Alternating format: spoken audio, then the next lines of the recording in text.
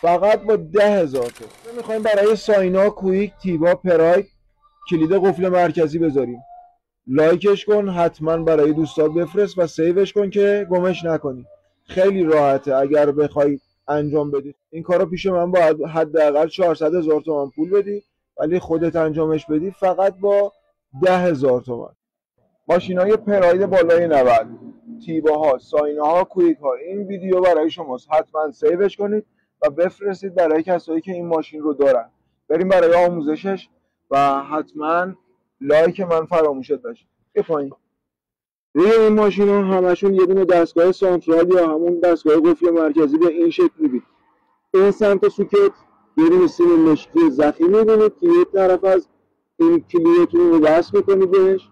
پشتش این سمت یه دونه سیم دیگه هست، حالا یا سبز یا نارنجیه. اون یکی سیمتون هم وصل میکنید به این.